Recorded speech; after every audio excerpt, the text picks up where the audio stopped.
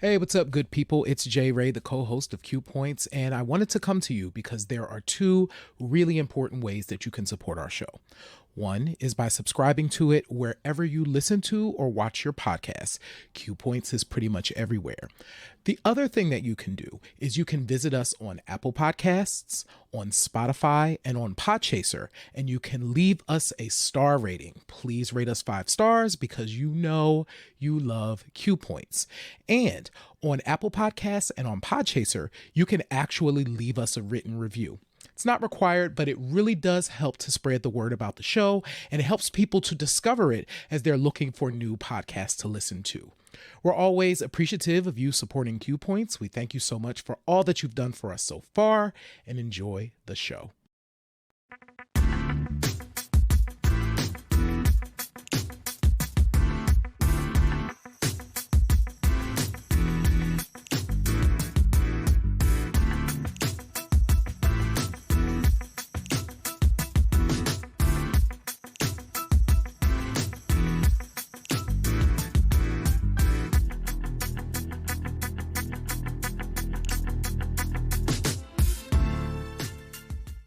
Greetings and welcome to another episode of Q Points Podcast. I am DJ Sir Daniel. And my name is Jay Ray, sometimes known by my government as Johnny Ray Cornegay the Third. What's happening, people? This is Q Points Podcast, dropping the needle on Black music history. And guess what, Jay Ray? What? We survived the AT&T blackout of 2024. We survived. I'm still here. I don't know who was trying to get in contact with me earlier today. Listen, but I'm here. I'm still here, in the words of Fantasia. So here's what's interesting. I, of course, did not know that happened today. There was apparently very recently too a T-Mobile outage. It did not impact me. I did not know that it happened, but apparently it did. So it leads me to wonder, what in the world is going on? Are the country people mad that Beyonce went to number one? I don't know. Are they getting in the internet and stopping people? I don't know. I don't know. I obviously went straight to thinking about that Netflix movie with Mahershala Ali and Julia Roberts, where all the phones went down, and then the next thing you know, nuclear bombs were being shot off. And so we're not there, thank God. So we're still here. We're not in blockades. We're not separated by city and state, any like in the movie. But we're here for Q Points. Mm-hmm. We're here to have lively discussion about Black music and Black music history, and that's what J. Ray and I do best. There's a lot of overlapping in the conversation that we were having and the things that we want to talk about tonight. And I can't think of anybody better to discuss that with than tonight's guest. So, J. Ray, I'm going to let you do the honors and introduce our guest. Yeah, this is so exciting that we get to have this guest on the show. Both DJ Sir Daniel and I are fans of the work that they do. And so I want to read his bio, and then we'll bring him on, and then we're going to have some chat. So our guest tonight is Brian Patrick Davis. Brian Patrick Davis is a full-time digital artist and admitted nerd with over 10 years experience working as a creative force in the music industry. I'ma just add true and true. What's up? Born and raised in Atlanta, Georgia, Brian got an early leg up into the city's tight-knit creative community. Brian has a large variety of interests ranging from film, photography, creative writing, and cooking. He loves Starbucks, Thai food, karaoke, and is a proud studio rat, frequently writing, recording, and vocal producing with several producers and some of the industry's brightest songwriters. As a digital artist and creative director, he is heavily inspired by and moved by music. The compositions and lyrics vividly paint pictures that he communicates visually with vibrant colors and provocative imagery. With digital artwork and prints, he expresses the clear correlation between aesthetic and sound. Davis lives in Atlanta, Georgia, where he continues to work and innovate with his team, the Creative Collective, etc. production group. Though known for his infectious personality and fast talk, Brian has always been a little camera shy, but he here, right? So Right. joining the ranks of amazing co-hosts at the Crew Love Show, Ace and HD, has been welcomed new, and it has been a welcome new and exciting challenge. And we are so excited, Q Points family, to welcome Brian Patrick Davis to Q Points. What's up? So good to see you guys. It's so good to see you. Brian, do you realize it's almost been, what, 7 years since I made my first foray into podcasting with the Shuffle and Repeat podcast? And Yes. Brian was my very first guest to talk about your book, your Mhm. debut book at the time, Songs About Boys. Can you believe that much time has gone by? As I said earlier, I cannot believe that much time has passed. It does not feel like it's been 7 years. But if you say it's 7, then that's what we're gonna go with. Listen, I think one of the things that we talked about before coming on the air is how beautiful it is that 7 years later we get to come back and just have some dialogue with you about this moment that you're in. And one of the first things that we want to do for is make sure that you get the opportunity to introduce yourself and your work to our folks. So tell us about your background in music. Tell us about, etc. Productions. Fill us in on all the things. Brian Patrick Okay. Davis. Okay. So, um, I'm born and raised in Atlanta. I know that's like a rarity, but I am born and raised in Atlanta. And I've been around the music community for a really, really long time. Growing up, I was next door neighbors with my next door neighbor was best friends with like Jermaine Dupri and Debrat. So I knew them when I was a kid. Um, I used to like go over Chris Smith's house from Criss Cross when I was younger. They lived around the corner from me. So I've just always been around the music community. I started interning at LaFace Records when I was like maybe 14 years old. And from there, I was just always around music. I was always around musicians. I knew a lot of recording artists. I knew a lot of people that were trying recording artists. And yeah, I was just super immersed in that culture and that community from a young age. Um, I went to Clark Atlanta University, and as you all know, like there's just a wealth of musicianship and camaraderie at Clark Atlanta.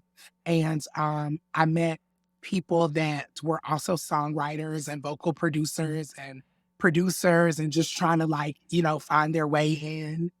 And at the time, um, for this pretty popular Black entertainment publication called Concrete Loop.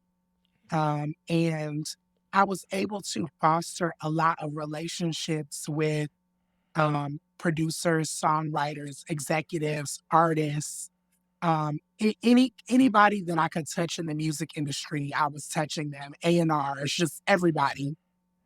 And it kind of I was able to um, form and build a lot of relationships through that. And that was Mhm. kind of a way that I moved into the creative sector of like um, being a behind the scenes creative in the music business when it came to consulting, Yeah. songwriting, um, doing creative direction, helping with photo shoots, um, anything that was behind the scenes creative I wanted to be a part of. I wanted to have my hands in it. And 2008-ish, I guess, I kind of like fell in love with the process of songwriting and being in the studio and just like that energy is something that I still love to this day. Like I Mhm. love being in the studio. And so me and some classmates of mine, we formed this creative collective called Etc. Production Group. And we kind of like have coined ourselves as like a full service artist development and production house. And really just we've worked with a lot of people. I mean, we've worked with Kelly Rowland, JoJo, Janet Jackson, Cassie, Janelle Monáe. We've worked with tons of people, but our favorite thing to do is kind of like build our own projects. And so, as of the year 2022, like we had started getting back to that, building something from the ground up, from conception to fruition. That's something that we really like. That's kind of like our motto. Like Yeah. we want to see things from conception to fruition. And so we've been really getting back to that. The reason why, listeners, why we asked Brian to be a part of this particular episode is because you brought up Cassie, right? Yes. And so Tiffany Red, Mm-hmm. if you're not familiar, is a music industry vet as a songwriter. She recently dropped a video that went viral Yeah. where she was talking about songwriting and the disparities in the industry regarding songwriters and how they get credited or not get credited as songwriters. And so with she said a lot, but I want to hear from you, Brian. Like, what do songwriters need to do to protect themselves? Because that seems to be an ongoing theme, not Yes. just with Tiffany, but it's been said so many times over and over again. A lot of our legends have experienced, where they don't get full credit for the work that they put into a project. And here it is coming up again. As a songwriter, what do they need to do? Because there's some songwriters listening right now to this podcast. What do you need to do to protect yourself? I will say this. I think that as a songwriter, one one thing that is very important to know is first who you're writing with. Okay. I think a lot of times people think that they need to protect themselves just from artists and labels, but it is important that you protect yourself with other songwriters as well.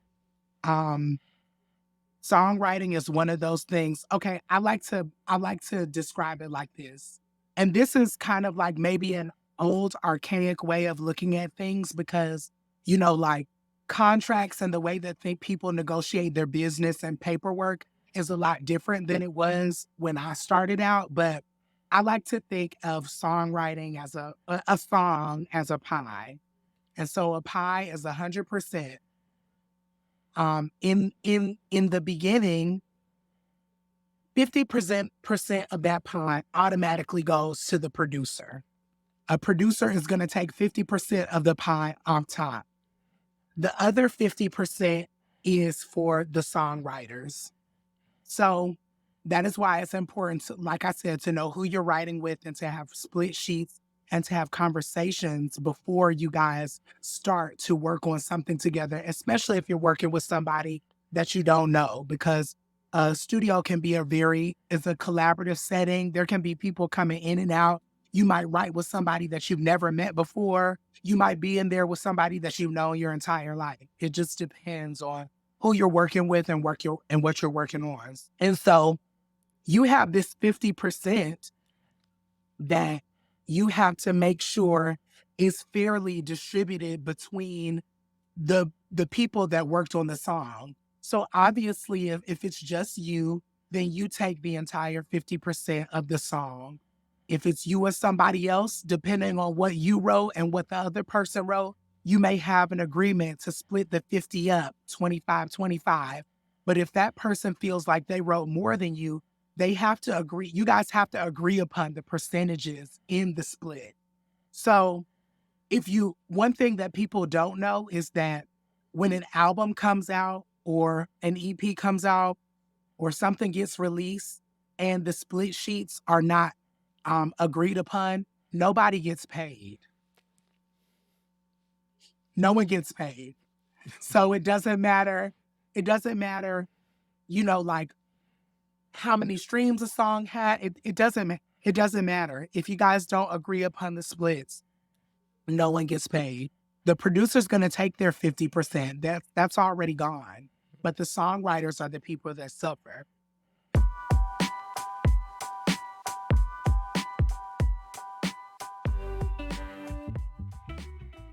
I think the most important things are to always have an attorney, um, know who you're writing with, and then don't don't songwriters at one point were so obsessed with publishing agreements, but you don't need a publishing agreement until you have a hit and you have like a catalog of hit songs.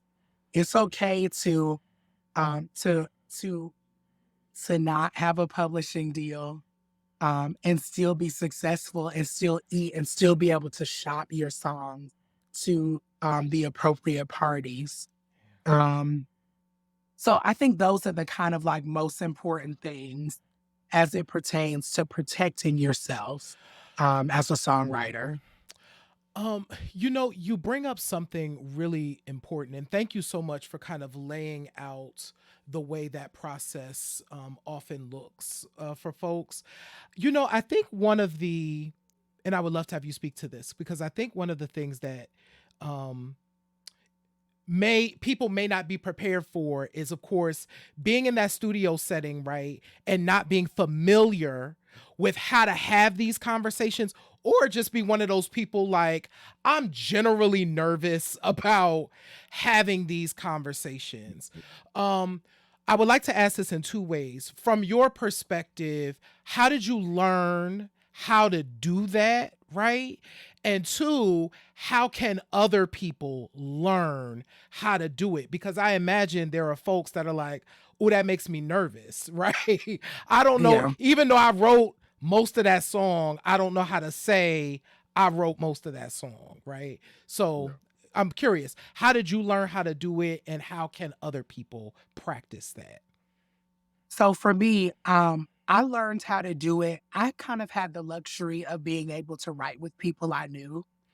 Um, and writing with people I knew was important because um, we always had an agreement amongst each other. Like it doesn't matter who wrote what. Yep. If Hmm.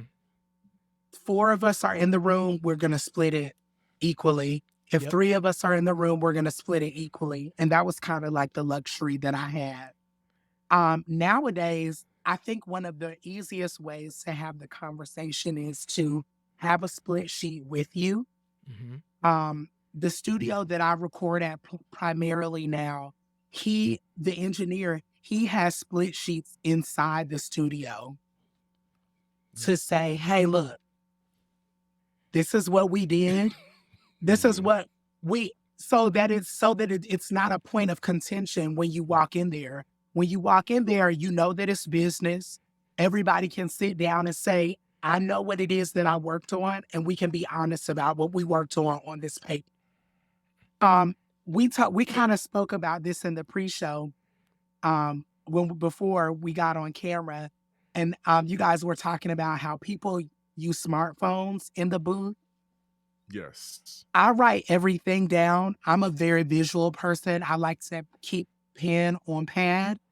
And Hmm. so that's also your proof is to show like, hey, look, this is what I contributed. And, I have proof that this is what I contributed. All of us should be writing in our notebooks. All of us should be, you know what I'm saying? Like there Hmm. should be revised copies of what we've written. And so I would say, honestly, if you're afraid to have those conversations, just carry the split sheets on you when you go to the studio and let people know, like, hey, this is business. So we can need Yes. to make an agreement before we start, before the vibe starts, before the before Hmm. we get into, like, you know, before y'all start drinking and smoking. I don't drink or smoke, so I don't know. But Uh-huh. before y'all start doing all of those things, y'all need to sit down at first, just break the ice and say, like, no, look, this is although this is a vibe, it's also a business. And let's make sure our business is handled before we move forward with anything else. And see, you read my mind because I was going to go there. I was like, the studio, this is a creative environment, and and writers and musicians are creative people, and we like the vibe. And when that beat kicks in, people, oh, I got an idea, and then automatically everybody just starts getting into this groove. but it's like, how do you that switching, Mhm. that code switching, if you will, of going from Also, artist to business person is what you're talking about. also, also, Sir Daniel, another thing is like sometimes um I like to like when I'm working with people, I like for us to separate. Even if it's in the corner, like I will kind of like go off in the corner and I'll just kind of be like, you know, Mhm. Mhm. and then we come together and see what ideas work, what ideas don't work, what can be tweaked. I think that because the best songwriting to me is collaborative. I can't stand, well, I'm not gonna say I can't stand, but I hate I wrote, recorded, produced, engine. I that's like that's not fun to me. I understand how I understand that it's impressive, but it's also like, okay, it's a very Tyler Perry way to do things. And Oh, I just think I just think that the best music comes out of when it literally is like you're able to bounce off of people. I think that that's the best. there is a lot to be said for that, for those different energies to get together and and well, we it's okay. So some questions have come up in the chat. Um, is it like, do you hear? And this is, I guess, like a what's in the sausage question. When you're in the studio and you all get together, does it start with the instrumental before you go off writing, or is it a premise that somebody says, "Hey, we need to do a song about this." What's So usually the jump off? so I think everybody is different. For me, um, like I said, I carry a notebook with me everywhere I go. So sometimes if a line or a subject matter or a word comes to my mind, I will write it down. But those things are never finite. And a lot of those ideas I never even revisit.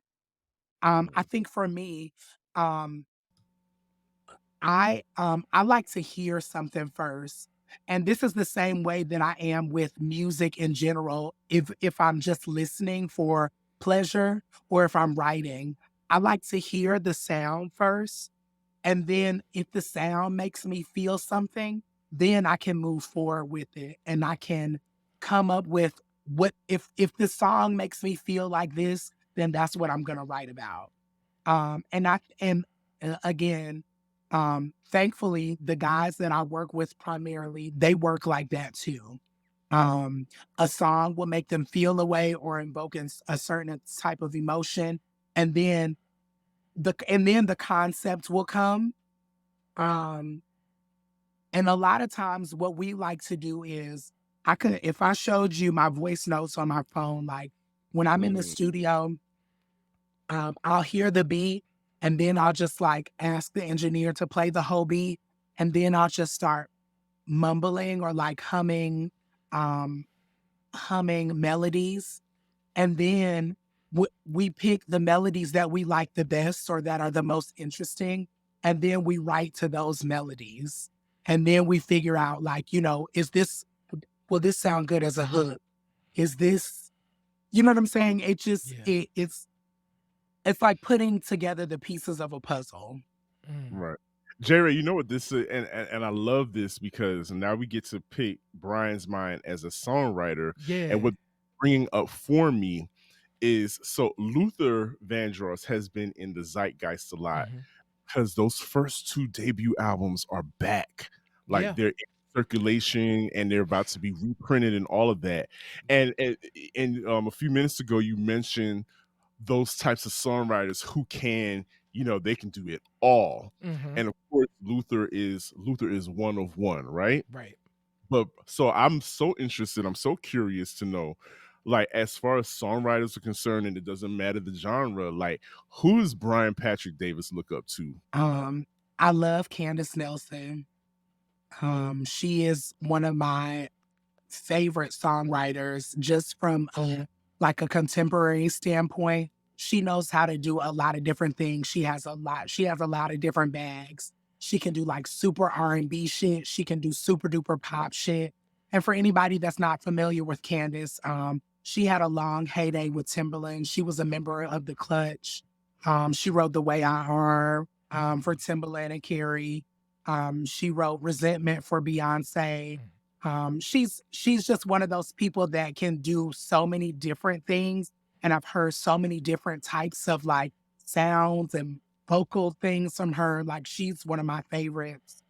Andre 3000 is one of my favorite songwriters. His storytelling is just is A1 to me. Um, I love Pharrell Williams. Yeah. Like early 2000s Pharrell is like, I mean, I love a bridge. So anytime you get to like a chord change and a chord progression and you start doing some more shit, like that's like, I love that. Don't you miss that? Oh my Yes, yes. Um, as far as like current people, like people that are like right now, God. I love Victoria Monet's perspective. Mm. I think that she has a very unique niche sound that is kind of like I don't know where it came from or why she decided to do that, but what she's doing is super effective and I just love it so much. I love oh gosh, it's so many people. Tidra Moses is one of my favorite songwriters. Um, she just be she just be talking that shit. Like I love when a woman can just talk and they talk like a nigga and they be like you like that's my shit. I love that shit. When I can see women just asserting themselves and being I love gosh, there's so many people I love. There's this writer, his name is Attitude. He used to be a rapper, but he wrote a lot of like pop shit in the early 2000s. Like he was instrumental on Nelly Furtado's Loose album. He's like Ooh. super dope to me. Um, Sean Garrett, not to be confused with Sean Garrett the Pen, Pen. although I do respect him, but Sean Garrett, Static Major. Static Major. Yeah. Rest in Yes. peace. Rest in peace, Static Major. Um, Shay Taylor, Chanel from Young Money. I mean, there's so many people that I just love that I think are Candace Pillay is another one. Um, there's so many songwriters that I love. Um, you know what this is bringing up? I want to go back because you mentioned something really important. And Sir Daniel and I talk about this a lot as well.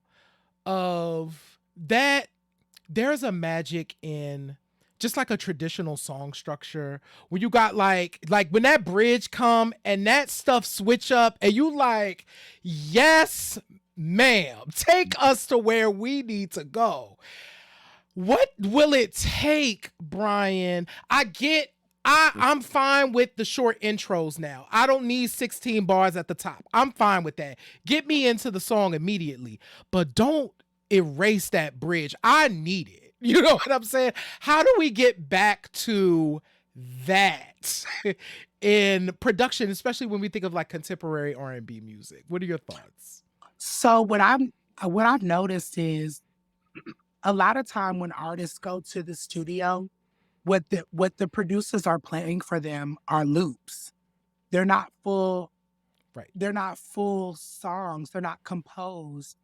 And I think a lot of artists, especially, and I don't think that's necessarily the producer's fault. I think a lot of times artists are listening to producers' ideas and the artist says, I like that. Give me that. I want that.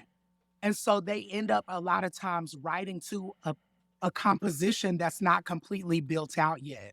I think that's the first problem. The second problem is that listeners' attention spans are so short now. And people are listening to songs. And I think this is a double-edged sword too. I think that it's part listener. Sorry for that. It's part listener and it's part artist's fault too, because artists have gotten into their mind that they want to get their streaming numbers up. And so they keep songs short Short. so that Okay. when you hear it, you want to hear it again because you're Mhm. not finished with it. And so you just play it over and over again. And so Mhm. that's okay. So then that's building up streaming numbers, Yep. which everybody is obsessed with now because that equates to dollars. And which goes back to another off-camera conversation we were having about the musicianship of it all, or the lack of musicianship with, a lot of producers are beat makers where there are some that are actual musicians. And you mentioned something very important, Brian, about the fact that yes, that's cool that you know how to program. It's cool that you know how to play a chord on a keyboard and loop it. But don't you want to at Mhm. some point learn about chord progressions, learn about theory? Mhm. Is the exact word that you mentioned off camera about theory, and being able to, as a producer musician, partner with an artist and getting Mhm. that out of them. And so yeah, but we're not getting that anymore, one because of what you just said about the mindset now of we've got to get these listeners to keep these songs on repeat, so we got to make them as short as possible. Yes. You know what that brings up, and this is interesting, and an interesting aside. I will never forget DJ Premier talking about when he worked with Christina Aguilera. So he was like, Christina was interested in working with me. And he told this story. He was like, she was interested in working with me. So it was Ain't No Other Man. She was like, so I presented the song. And she heard the song. She was like, yes, this. But I need a chord progression. Like you can't. He just gave her the beat because he's a hip hop producer, right? He gave her the beat. He was like, no, I need a transition. I need a chord progression here so that I can move the song.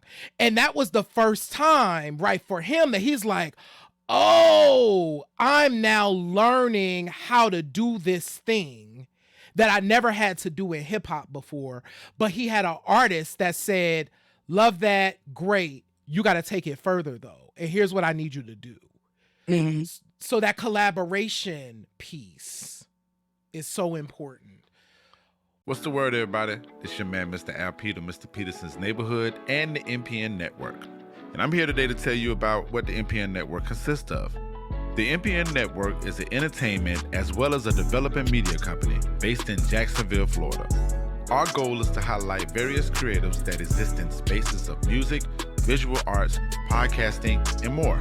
Within the network, we have multiple brands that will parallel with creatives, events, and other brands.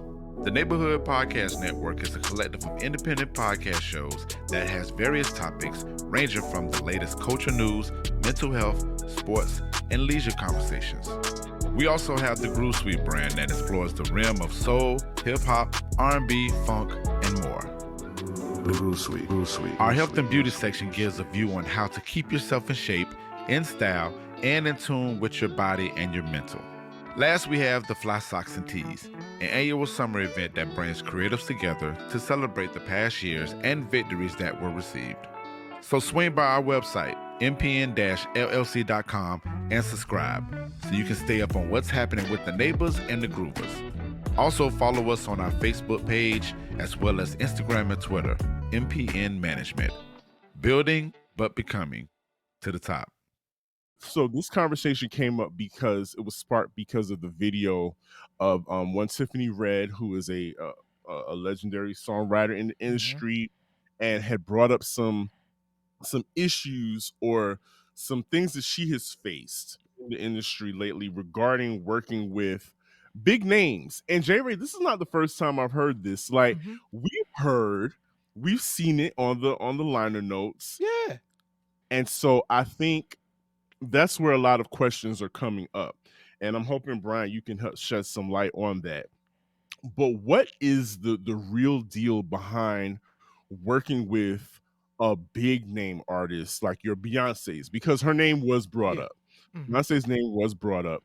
And those artists taking writers' credits, and they may or may not have like, put in, as the kids like, it's like weed. You ain't put in on this, but they get credit for it.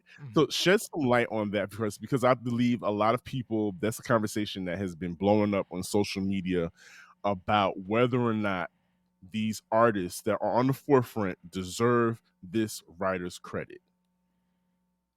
I watched Tiffany's whole video, and there are she said a lot of important things that should be looked at. I think the problem comes when people try to make it seem like, yes, an artist may not have written a word, or they might not have, let's just say writing. An artist may not have written a word, but I'll use Beyonce as an example because that's who people want to talk about. Most people don't know, as I told you, Candace Nelson, she's a friend, a mentor to me. She wrote Resentment for Beyonce. A lot of people don't know there are 2 recorded versions of Resentment that are out that you can find, recorded by other artists, two other artists that are well known, one being Jasmine Sullivan and one being Victoria Beckham. The song appeared on Victoria Beckham's album in the UK, and it was in Jasmine, it didn't appear on the song. I'm assuming that it was a part of the sessions from when she was working on her first album. But if you listen to the version of Resentment that Jasmine and Victoria Beckham recorded, they sound exactly the same. Not as far as vocals go, but just structurally, the lyrics are all the same. It ends all at the same place. The last line of that song, I think, is, "This sounds like a 50s record, but that's all right with me." Whatever it is. It ends that way. Beyonce's version of that song is significantly longer than what the original version of Resentment is. And I've heard Candace's demo of Resentment, and it's what Victoria Beckham and Jasmine Sullivan's version sounds like. When I talked to Candace about the session of Resentment that happened with Beyonce, she said that she was not there. The producer was there. But when she got the song back, it was a completely different song. A background, both the arrangement, the writing at the end. I know she was attractive, but I was here first. All of that stuff. Beyonce added those things. And so therefore she took some of the publishing on the song. That's how it works. So if you leave space open on a record for somebody to give their input, and they do that, and they send the song back to you, and that's what it has on it, and you agree to it, then they're gonna get credit. Anything in the arrangement, the way that the vocals are arranged, the way that the backgrounds come in, the stacks. If you didn't have anything to do with that, that is a part of the production. That's a part of whether or not they get credit on as a part of the production. So those things are all a part of publishing. Now, I'm not here to be the person to decide how much publishing. There is such a thing as like throwing your weight around and taking too much publishing. But what you agree upon is what you agree upon. And while I agree with what Tiffany was saying about, like people feeling like they're going to miss out on opportunities by not agreeing to song splits, those are all real, true concerns. Those are all real, true things. But I also think that a lot of the things that Tiffany was saying too were things that were good sound bites, and they don't necessarily give a holistic explanation of what publishing is, why a person would get publishing, and why people get the percentages of publishing that they might get. And Jonte Austin did, who I love as well, by the way. Yes. Recently, he made a comment in regards to Tiffany's video, basically saying like, think about publishing that you would get on a song that done by a colossal artist, even if you're taking a smaller percentage of that publishing and the stage and the access that that song has, and think about it in comparison to you getting 180, 75% of a publishing from an artist that is much smaller, that doesn't have the access as the larger brand artist. You still are going to probably make a little bit more residual income off of the person that's on the larger sound screen than you would getting a big percentage, a portion of the percentage of publishing of a smaller record. Brian, thank you so much for that really important perspective, because I love about this dialogue, and I'm so glad you agreed to even be here with us to kind of broach this subject, is there are so many layers that go into how this process works, right? There is, it's not so easy to, it's not just one thing, right? One of the things that Kipper Jones did in his video as well, we'll make sure that we put that in the description too, is talked about kind of the structural issues in place that also make this problem or this particular thing show up too, right? So there's like structural things that show up as well. So there's so many layers to it. And thank you for your bravery and talking honestly about how this works. So we appreciate that too. So you just dropped gems, right? So if you held a Songwriters 101, Brian, Yes. what would be some jewels, one or two jewels that you would want to make sure you drop on those songwriters at your Songwriters 101? I would say put your phone down and write down everything. Not put your phone down, because I understand you might need it to record a voice memo or an idea, but I would just say to write things down. I like to look at what the process was. I like to see things scratched out. I like to see where words were added. I like to see the progression of what that looked like on paper. I think that's really important. Find people that you trust to collaborate with. Have a good face card. I think that that's one of the most important things. People don't realize that, like, people remember their first impressions of you.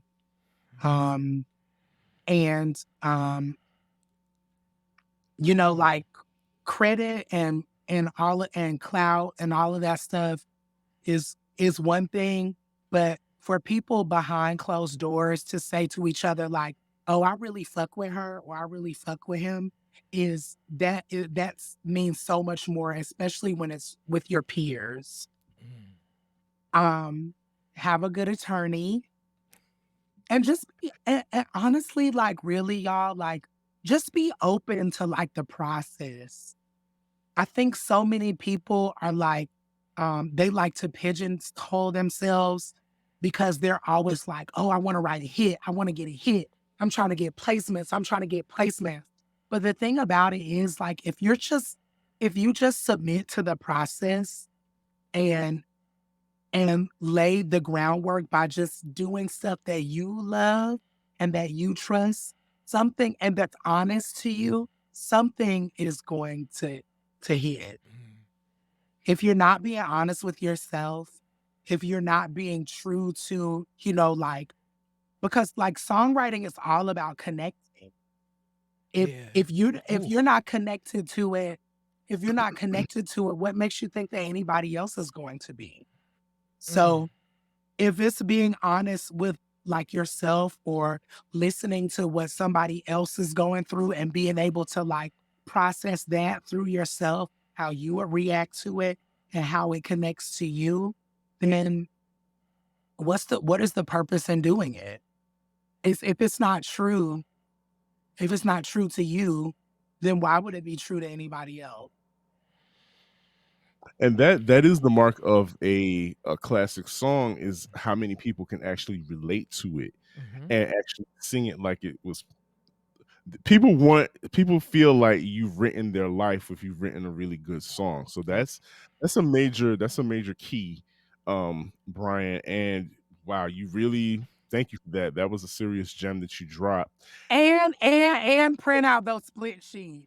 Yes. Not those split sheets. It's business. It is a business, folks. And I Business. think that, a lot of what is going on and being said is that people are tired of being manipulated by this industry. There are a lot of people who are super talented, but they are trying to make sure that they can eat, that they have a place to sleep, a roof over their head, and sometimes that does mean keeping a 9 to 5 so Mm-hmm. that you can, in order for you to make those dreams come true. But while you're doing that, this is also a business, as Brian stated, and that has to be at the forefront, probably rule number one. And Mm-hmm. it's been stated over and over again, kids. Like Q-Tip said it in the rules, like you've got Mm-hmm. to put your business first. It's literally called the music Music business and the business. music industry.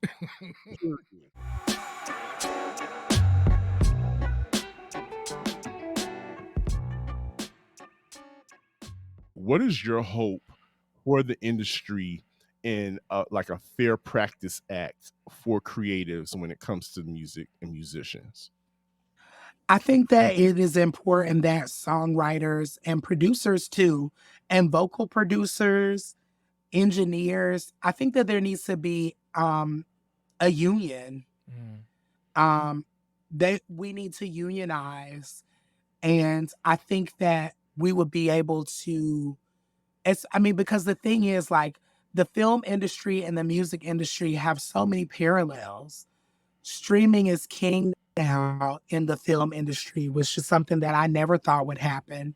But they've managed to come to an agreement about making sure people get residual Mm-hmm. pay from writing scripted series, films. Like, I think that that's important, and um I think that also too, as creatives, not just, on the back end, like producers, songwriters, we have to stop undercutting each other too. Mm-hmm. Um, I think that I was really being serious when I said that, like, songwriters, you gotta, like, know who's around you. You have to know, because there are people that are trying to get to where you are, and you might not even feel like where you're supposed to be yet. And so I think if we kind of like, if we can form a union, um, it will help with us not having such a crab in a bucket mentality as well. Mm-hmm. Like, vying for the same things and feeling we have to do like underhanded things to get the same opportunities. Um, I would like to see that. And Sir Daniel, I really loved what you said about, like, um, the industry kind of healing itself. And I think that it's getting to that point. Um I think that there are just a lot of things, positive things that I'm seeing change, at least from a front facing way. Like, there's this resurgence of vinyl now. Mm-hmm. Um, and I think there's kind of like a purist kind of movement happening, where people are wanting music to be tangible Mm-hmm. again. And Yeah. I think that that's what's going to start changing the quality of um, the business practices that happen behind the scenes as well. Wow. Brian Patrick Davis, Oracle, songwriter, creative director, all of the above, podcaster. Um, Thank you Fashion so icon. Don't forget. fashion icon. Um, we are so honored and grateful you decided to spend your evening chatting with us here at Q Points, lighten up the chat, and really sharing your gift and your knowledge with our folks. So thank you. Thank you so much. No, thank you guys. And I apologize for my voice. I'm suffering from an upper respiratory infection. So I'm trying to get a wrangle on that. I've got my good drugs right here. Mhm. Um, so I apologize, but thank you guys so much for having me. I appreciate it. Conversations like this are always so much, not only are they fun, but they're just so important to have. And I just appreciate you guys and everything that you all do. Thank you. And for all of you that are watching, as we always say, stay connected to Q Points. If you can hear our voices, if you can see our faces, subscribe wherever you are. You can sign up for our newsletter at magazine.qpoints.com. And you can also shop our store.qpoints.com, where we have some new merch and things out there for you. We That's love merch. Yes. absolutely. Well, listen, everything that needed to be said has been said tonight. This episode, this is one of them ones, J. Ray. This is Mhm. one of them ones. So, as I always say, in this life, you have a choice. You can either pick up the needle or you can let the record play. I am DJ Sir Daniel. I am J. Ray. And Special guest Brian Patrick Davis. And this has been Q Points, dropping the needle on Black music history. We will see you on the next go round. Thank you so much.